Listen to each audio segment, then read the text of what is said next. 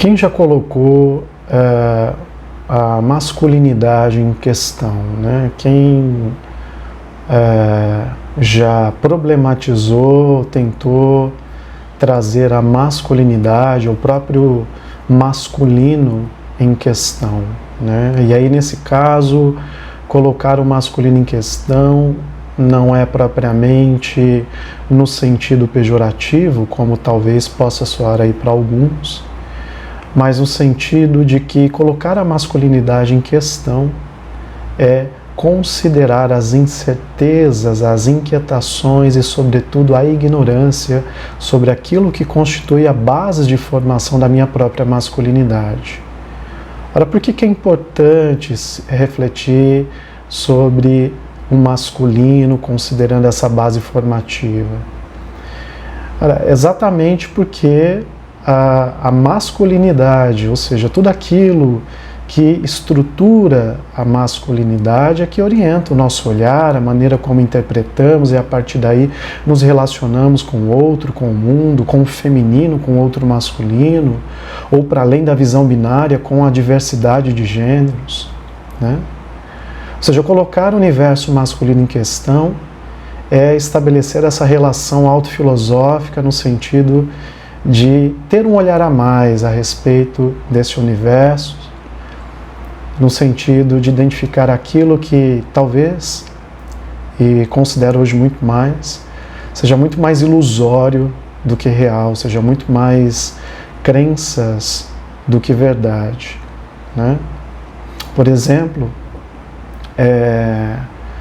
o masculino, por exemplo, dentro de uma maneira geral, é muito caracterizado como aquilo que deve ter força, né? Mas o que é ter força considerando o universo masculino? Ter força é exercitar um músculo, é esculpir um corpo aparentemente mais forte, e para esculpir esse corpo aparentemente mais forte, para quê? Para se sentir melhor, ou se sentir mais homem, ou talvez uma maneira de se impor na relação com aqueles que se aproximarem como perigo.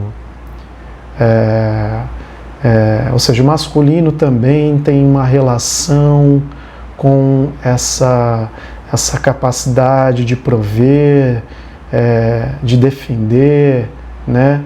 E aí, quando o masculino se coloca nessa condição de prover para quem? Né?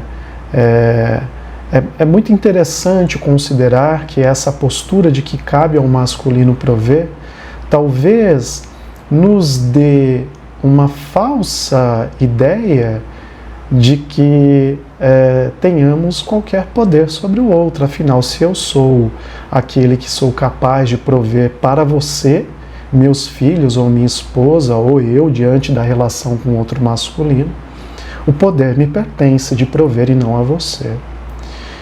Será que esses valores, esses e outros que estão presentes do ponto de vista da cultura ou da visão do senso comum do masculino definem o masculino de fato?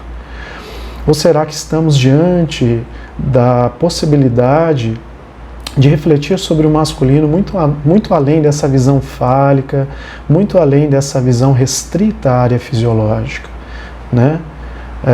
Muito além dessa visão binária que define o masculino dentro dos traços de um modelo heróico, de um modelo que talvez seja muito mais uma carapaça protetiva para aquilo que de fato define essa masculinidade do que propriamente o que é.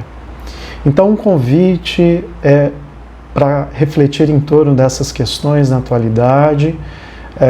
Pretendo estar publicando outros vídeos, outros materiais sobre isso, e também pretendo muito em breve anunciar um bate-papo para que a gente possa abrir um espaço de diálogo e reflexão em torno desse tema.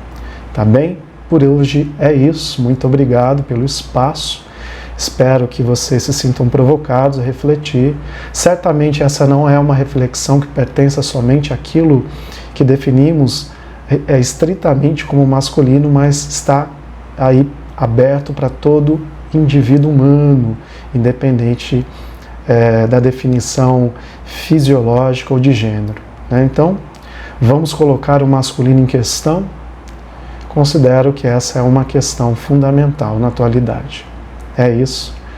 Um forte abraço.